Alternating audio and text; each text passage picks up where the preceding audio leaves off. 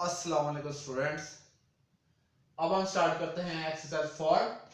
Question number 1 क्या है हमारे पास, if f of 1 is equal to 3, f of 2 is equal to 5, f of 3 is equal to 7, f of 9 is equal to 19, then write the first ने कहा क्या हमने करना है, आपने क्या लिखना है, write domain of f and range of f। पहले हमने डोमेन और रेंज फाइंड करनी है। सेकंड उन्होंने क्या कहा है, draw arrow diagram. The arrow diagrams आपने ड्रॉ करनी है इस सेट के आपके पास इस फंक्शन की। उन्होंने कहा represent f as a set of order pairs, और ऑर्डर पेयर की सॉल्व लिखना है। ठीक है, सबसे पहले हम a को सॉल्व करते हैं। सॉल्यूशन a क्या है हमारे पास, सेट की इस फंक्शन की डोमेन और रेंज लिखनी है। अब हमारे पास गिवन क्या है, f of 1 is equal to 3, f of 2 is equal to 5, f of 3 is equal to 7, f of 9 is equal to 19। ठीक है, सबसे पहले इसकी डोमेन और रेंज फाइंड करनी है। डोमेन क्या होती है, बेसिकली मैंने आपको क्या बताया था, इनपुट यानी कि सेट 1 के सेट A के जो एलिमेंट्स है। इनपुट इसमें क्या दी हुई है आपने, ये जो हमने एलिमेंट पुट किए हमें हैं वैल्यूज, ये बेसिकली हमने इनपुट दी हुई है। तो इसकी डोमेन फिर क्या निकलेगी, डोमेन ऑफ f हमारे पास क्या आएगी, बेसिकली ये जो इनपुट गए हुए कौन कौन से एलिमेंट है, 1 2 3 और 9, ये हमारे पास क्या है, डोमेन है 9 है। ठीक है, ये हमारे पास निकले डोमेन। और रेंज क्या है, जो हमारे पास आउटपुट आई है, जो हमारे पास आंसर आया है फंक्शंस में वैल्यूज पुट करके। क्या आंसर आया है, 3 5 7 और 19। तो ये हमारे पास क्या आ जाएगी, रेंज आ जाएगी, रेंज ऑफ f यानी कि फंक्शन। रेंज क्या निकले हमारे पास, 3 5 7 और 19। ठीक है, फर्स्ट क्वेश्चन कंप्लीट हो गया, फर्स्ट पार्ट इसका हमने कल निकाला था, डोमेन और रेंज फाइंड करनी थी। अब सेकंड क्या है, बी, उन्होंने कहा एरो डायग्राम ड्रा करो।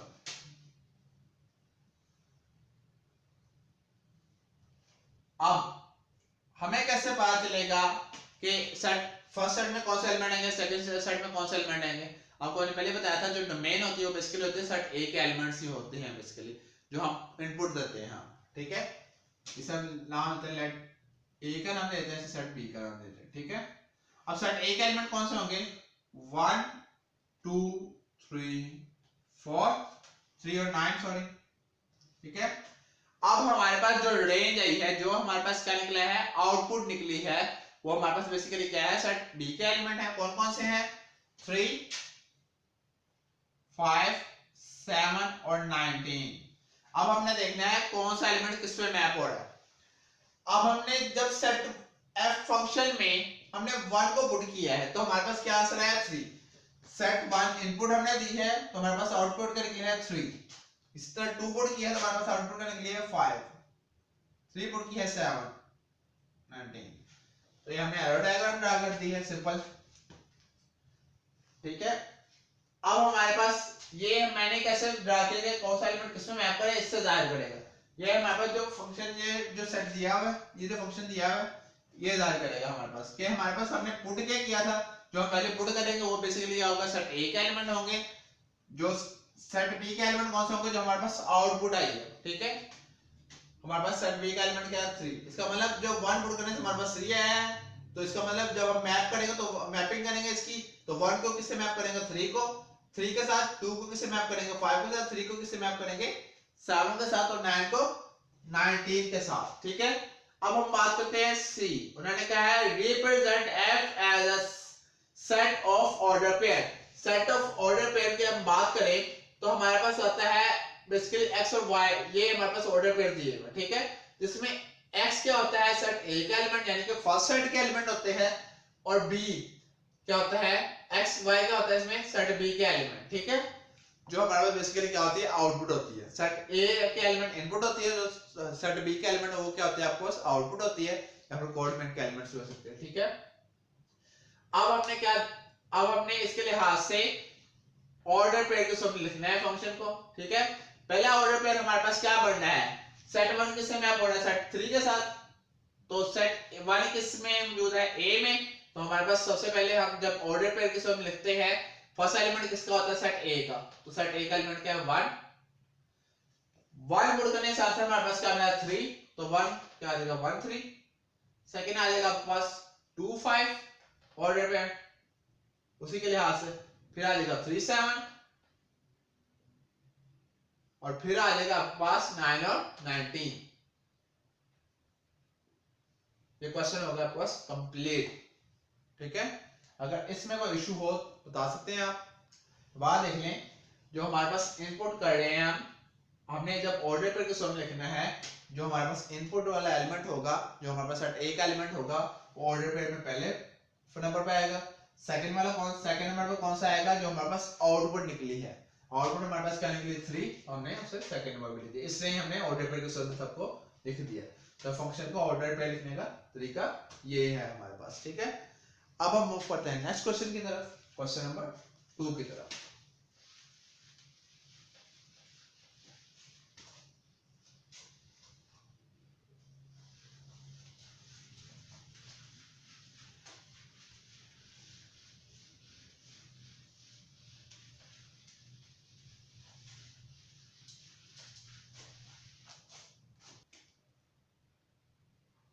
अब हम मूव करते हैं क्वेश्चन नंबर 2 की तरफ।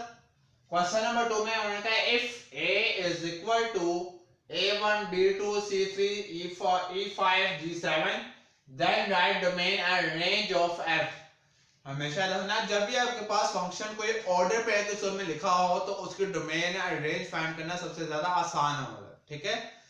डोमेन बेसिकली क्या होगी, ऑर्डर पेयर में जो फर्स्ट एलिमेंट होगा वो आपके पास क्या होगी, डोमेन होगी। जो सेकंड एलिमेंट होगा वो आपके पास क्या होगी, रेंज होगी। अब हम बात करते हैं हमारे पास गिवन क्या है यहां पर, f फर्स्ट ऑर्डर पेयर है हमारे पास a1, second b2, third c3, fourth आपके पास क्या है e5 और सिक्स क्या है आपके पास g7, ठीक है। अब इसकी डोमेन क्या होगी और रेंज क्या होगी, डोमेन ऑफ f और रेंज ऑफ f, ठीक है। डोमेन इसमें क्या है, ऑर्डर पे मौजूद फर्स्ट एलिमेंट, ये आपके पास क्या कहलाएगा, डोमेन। तो इधर फर्स्ट एलिमेंट क्या है आपके पास a, इधर फर्स्ट एलिमेंट क्या है b, इधर फर्स्ट एलिमेंट क्या है c, इधर फर्स्ट एलिमेंट क्या है e और इधर फर्स्ट एलिमेंट क्या है g। तो फर्स्ट एलिमेंट क्या आपके पास क्या कहलाएगी, डोमेन। और रेंज क्या कहलाएगी, जो सेकंड एलिमेंट है इसके, वो आपके पास क्या कहलाएगी, रेंज। 1 2 3 5 और 7, ये आपके पास क्या कहलाएगी, रेंज। हमेशा याद रखना, जब भी आपके पास ऑर्डर पेयर के फॉर्म में फंक्शन दिया हो, उसके डोमेन और रेंज फाइंड करनी हो, तो उसका सिंपल तरीका ये है, जो फर्स्ट एलिमेंट होगा वो आपके पास क्या कहलाएगा, डोमेन। और जो सेकंड एलिमेंट होगा वो आपके पास क्या कहलाएगा, रेंज। अब हम मूव करते हैं नेक्स्ट क्वेश्चन की तरफ। ये क्वेश्चन हो गया हमारे पास कंप्लीट।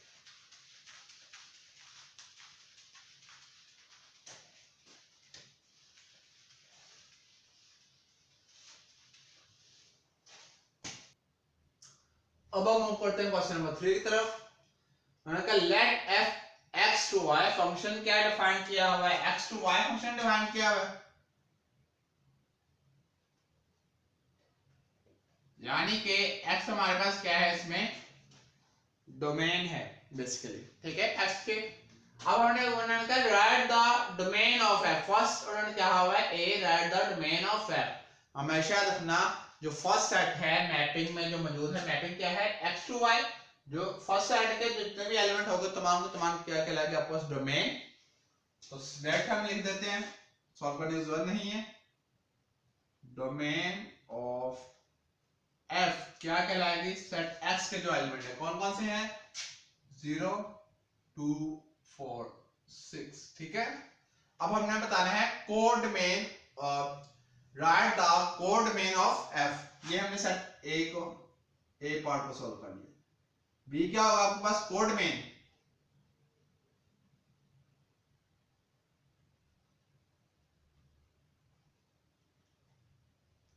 जो सेकंड सेट है उसके अंदर जितने मौजूद एलिमेंट होंगे तमाम के तमाम किस में आ जाएंगे, कोड डोमेन में। तो कोड डोमेन बेसिकली हमारे पास क्या आएगी फिर, y के तमाम एलिमेंट कौन से, -1 0 1 2 एंड सो ऑन 17, ठीक है। ये आपके पास क्या कहलाएंगे, कोड डोमेन। फर्स्ट सेट के एलिमेंट क्या कहलाते हैं आपके पास, डोमेन, और सेकंड सेट के एलिमेंट आपके पास क्या कहलाते हैं, कोड डोमेन, जिस पर मैप हो रही होती है, मैपिंग हो रही होती है, ठीक है। अब थर्ड बात करते हैं हम रेंज की। रेंज अभी हमें नहीं पता। अब सी फाइंड करने के लिए, सी पार्ट हमें फाइंड करना है, उसके लिए पहले फंक्शंस को लिखते हैं। फंक्शन हमारे पास क्या दिया हुआ, f of x is equal to 3x minus y, basically किसके इक्वल है, y के इक्वल, ठीक है। अब हमने देखना है x की बारी बारी इस फंक्शन में वैल्यू पुट करते हैं। पहले x is equal to 0 put करते हैं। पहले हम क्या पुट करते हैं, x is equal to 0 put करो फंक्शन में। f of 0 क्या आ जाएगा आपके पास, 3 into 0, जहां जहां पर x है वहां पर 0 पुट कर दो। 3 0 10 0, आंसर क्या आ गया, -1। तो 0 पुट, जब हमने इनपुट दी है 0 तो हमारे पास आउटपुट क्या मिली है, -1। तो ये हमारे पास क्या मिल रही है, रेंज मिल रही है। अब हमने क्या पुट करना है, x is equal to second element. Second element क्या है, 2 पुट करते हैं, क्या आंसर आता है हमारे पास, अब 3 as it is, x की जगह पर x की value -1, 3 to the 6, -1 is equal to क्या आता है, 5। अब हम पुट करते हैं x is equal to 4, f of 4 क्या आएगा, 3 for the 12 -1, ये आपके पास आ गया 11, ठीक है। नेक्स्ट क्या है, f of 6, यानी कि x is equal to क्या पुट करते हैं, 6, f of 6 हमारे पास क्या आ जाएगा, 3 into 6 -1, 3 6 18, -1 is equal to क्या आ जाएगा, 17, ठीक है। तो बात बता दूं, बेसिकली आपने ये जो फंक्शन दिया हुआ है इसमें आपने कैसे वैल्यूज पुट करनी है, s की जो वैल्यूज है बारी बारी आपने पुट करके देखनी है, और हमारे पास जो आंसर आएगा वो देख लेना है, ठीक है। आंसर निकालना है, x के पहले 0 वाले पुट के उसका आंसर क्या निकला आपके पास, -1। और हमेशा याद रखना ये जो हमारे पास ये जो तमाम वैल्यूज हैं जो फंक्शन दिया हुआ है उसी में पुट करनी है, जहां जहां पर s है वहां पुट कर दे। पहले s की जगह 0 पुट किया, फिर s की जगह मैंने क्या पुट किया, 2 पुट किया, फिर s की जगह 4 पुट किया, फिर s की जगह 6 पुट किया। इसी तरह हमारे पास इसके 4 आंसर भी हमें मिल गए हैं, ठीक है। अब हमने उन्होंने क्या कहा था, इसकी रेंज फाइंड करो, ठीक है। डोमेन भी हमने निकाली थी, कोड डोमेन भी निकाल ली है। अब उन्होंने कहा है रेंज फाइंड करो। रेंज अब बेसिकली क्या होगी, जो हमने इनपुट दी है, इनपुट पुट करने से जो हमारे पास हमें आउटपुट मिली है, इनपुट देने से हमारे पास जो आउटपुट मिली है वो बेसिकली क्या आएगी, रेंज आएगी। रेंज ऑफ f क्या निकल आएगा आपके पास, क्या क्या निकले हैं हमारे पास आउटपुट में, एक निकला है -1, एक क्या निकला है हमारे पास x की वैल्यूज पुट करने से, x की वैल्यू 2 पुट की तो हमारे पास आंसर क्या निकला है, 5। तो ये भी हमारे पास क्या है, रेंज है। तो जब हमारे पास s की वैल्यू हमने 4 पुट की है तो हमारे पास क्या आंसर निकला है, 11। ये भी हमारे पास क्या है, रेंज है। f की power s f x is equal to 6 put किया तो हमारे पास आंसर क्या है, 17। तो ये हमारे पास क्या आ जाएगी, रेंज, ठीक है। इन हमारे डोमेन के जो एलिमेंट है, जितने भी हमने एलिमेंट थे हमारे पास डोमेन में, उन सबको हमने फंक्शन में पुट किया है, तो हमारे पास उससे रिलेटेड हमें एक एक आंसर मिल गया है। ये जितने भी हमारे पास आंसर आएंगे हमारे पास बेसिकली क्या होगी, रेंज होगी। तो हमारे पास रेंज क्या निकल आई है, -5 -1 5 11 और 17, ये हमारे पास क्या आ गई है, रेंज। अब नेक्स्ट उन्होंने क्या कहा है, डी। जो डी पार्ट है उसमें उन्होंने कहा है कि f को प्रेजेंट करना है ऑर्डर पेयर के सूरत में, ठीक है। अब हम लिखने लगे हैं ऑर्डर पेयर की सूरत में। कैसे लिखेंगे, f ऑर्डर पेयर। अब हम देखो कि हमने इनपुट क्या दी थी और हमें आउटपुट क्या मिली है। सबसे पहले इनपुट हमने क्या दी है, 0, हमें आउटपुट उसकी क्या मिली थी, -1। फर्स्ट पेयर बन गया। सेकंड क्या है, हमने इनपुट क्या दी है, 2, इनपुट 2 दे रहे हमारे पास आउटपुट क्या है, 5, ये हमारे पास क्या बन गया, सेकंड पेयर। अब थर्ड क्या है, इनपुट हमने क्या दी है, 4, आउटपुट हमें क्या मिली है, 11, इसी तरह हमने इनपुट क्या दिया 6, आउटपुट हमें क्या मिली है 17। तो ये हमने ऑर्डर पेयर में फंक्शन को लिख दिया है, ठीक है। अब हम बात करते हैं जो लास्ट वैल्यू था वो क्या रह गया हमारे पास, show F by arrow diagram. अब हमने एफ जो फंक्शन दिया हुआ है इसको एरो डायग्राम से जाहिर करना है। सबसे पहले एरो डायग्राम जाहिर करने के लिए सबसे पहले हम सेट्स को ड्रा करते हैं, सेट एक्स और वाई को। सेट एक्स और set y, x set y set 0 2 4 और 6, यही 4 एलिमेंट थे। वाई में कौन कौन से हैं, -1 0 1 2 3 4 5 6 7 8 9 10 11 12 13 14 15 16 और 17, ठीक है। अब हमने एरो डायग्राम ड्रा करनी है। अब हमने जब जीरो वैल्यू पुट की तो हमारे पास आंसर क्या आया था, जीरो वैल्यू पुट करने से आंसर क्या आया था -1। तो जीरो को किससे मैप करेंगे, -1 के साथ। 2 वैल्यू पुट करने से आंसर क्या है 5, तो 2 को किससे मैप करेंगे हम 5 के साथ। 4 वैल्यू पुट करने से हमारे पास आया है आंसर 11, तो इसको पुट मैप करेंगे 11 के साथ। और 6 को मैप करेंगे हम 17 के साथ। ये हमने एरो डायग्राम ड्रा कर दी, ठीक है। इस क्वेश्चन में आपको किसी किस्म की कोई कंफ्यूजन हो तो प्लीज आप कमेंट सेक्शन में पूछ लीजिएगा। अब हम बात करते हैं नेक्स्ट क्वेश्चन यानी कि क्वेश्चन नंबर 4 की तरफ मूव करते हैं।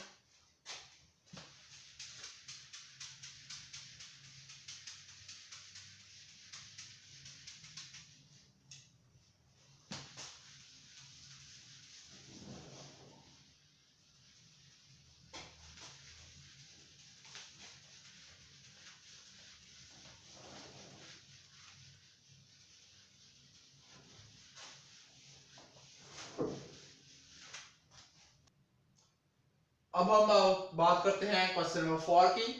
उन्होंने कहा identify into function, onto function, bijective function and derive domain and range, ठीक है। सबसे पहले हम बात करते हैं कि फंक्शन एफ दिया हुआ है, ठीक है। एफ फंक्शन क्या दिया हुआ हमारे पास 1 1 2 2 और 4 4, ठीक है।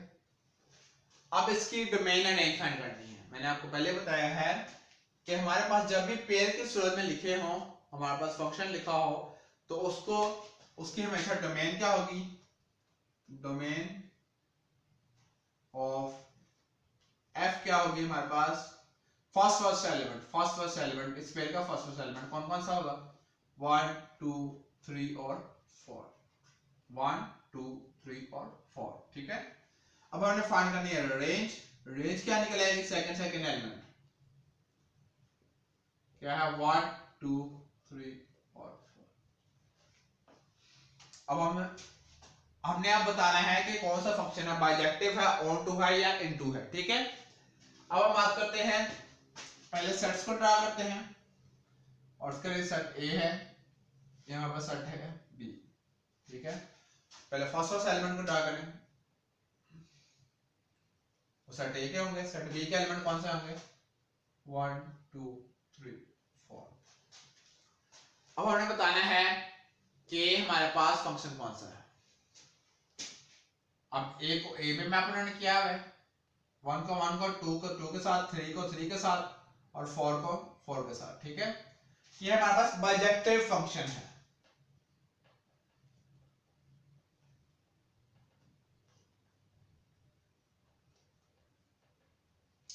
अब बाइजेक्टिव फंक्शन कैसे है, क्योंकि ये जो हमारे पास फंक्शन है ये 1 to 1 भी है और ऑन टू भी फंक्शन है।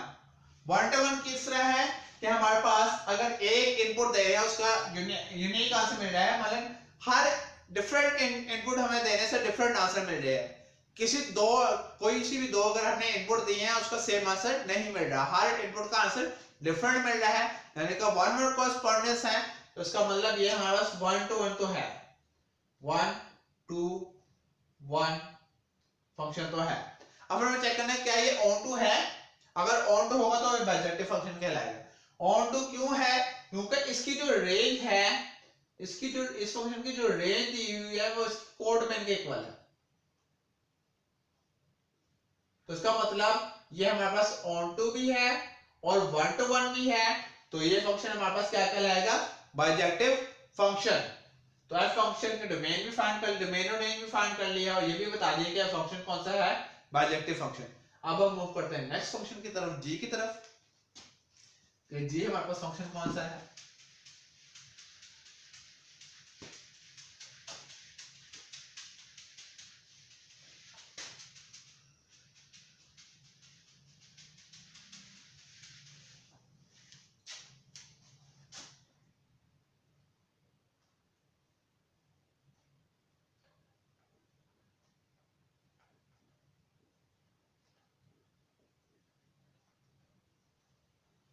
अब सेम उसी तरह इसकी डोमेन क्या होगी, डोमेन ऑफ जी क्या आएगी, फर्स्ट एलिमेंट क्या आएगा, 1 2 और 4। और रेंज क्या होगी आपके पास, सेकंड एलिमेंट, वो क्या होगा आपके पास 2 और 4। इस दो दफा 2 दिया हुआ है लेकिन आप 2 वन टाइम ही लिखेंगे, ठीक है। अब हमने क्या बताना है कि फंक्शन कौन सा है, सेट ड्रा कर लें।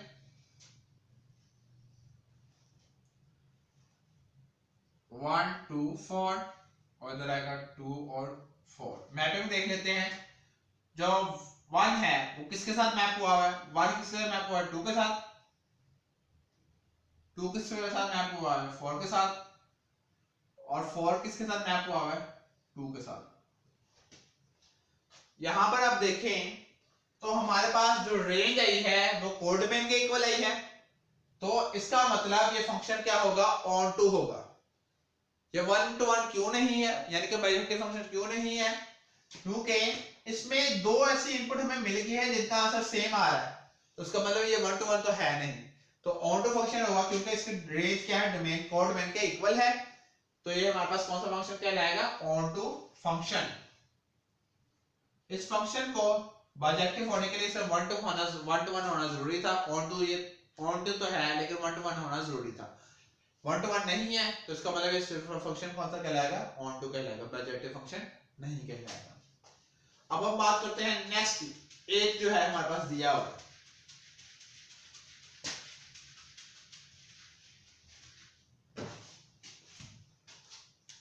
एज क्या दिया, 1 1 2 3 3 3 4 2 और 5 1, ठीक है।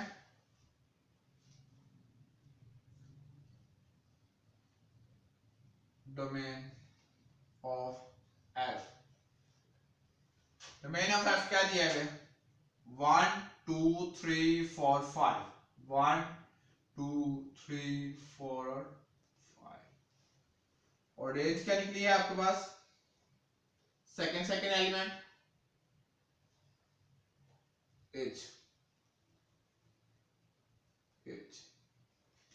सेकंड एलिमेंट क्या है, 1 3 2 और 1 2 3 है बस, ठीक है। अब डोमेन और रेंज निकला, ये सेट को ड्रा करते हैं। डोमेन क्या है, 1 2 3 4 5, 1 2 3 4 और 5, रेंज क्या निकली है। अब हम देखें 1 किसके साथ मैप हो रहा है, 1 के साथ, 2 किसके साथ मैप हो रहा है, 3 के साथ, 3 किसके साथ मैप हो रहा है, 3 के साथ, 4 किसके साथ मैप हो रहा है, 2 के साथ, और 5 किसके साथ मैप हो रहा है, 1 के साथ। तो हमारे पास ये भी फंक्शन कौन सा होगा, ऑन टू फंक्शन, क्योंकि इसकी जो रेंज है वो इसके कोड डोमेन के इक्वल है, ठीक है। तो ये भी हमें डायग्राम के जरिए से जाहिर हो गया है। अब हम मूव करते हैं नेक्स्ट क्वेश्चन की तरफ। नेक्स्ट हमारे पास है, इसका जो नेक्स्ट पार्ट है वो हमारे पास क्या दिए हुए, के की वैल्यू, के फंक्शन दिया हुआ है। के फंक्शन हमारे पास क्या होगा, बेसिकली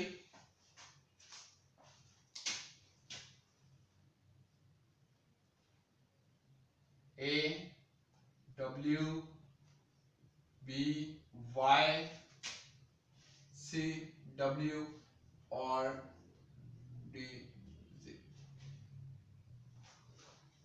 ठीक है, अब हमने क्या करना है, इसकी पहले डोमेन और रेंज फाइंड करनी है। डोमेन ऑफ के और रेंज ऑफ के फाइंड करनी है। डोमेन ऑफ के क्या होगा, ए बी और सी और डी, फर्स्ट एलिमेंट। रेंज क्या होगा आपके पास, second element, W Y W W total लिखने की जरूरत नहीं है जी। ठीक है, फंक्शन को ड्रा करते हैं।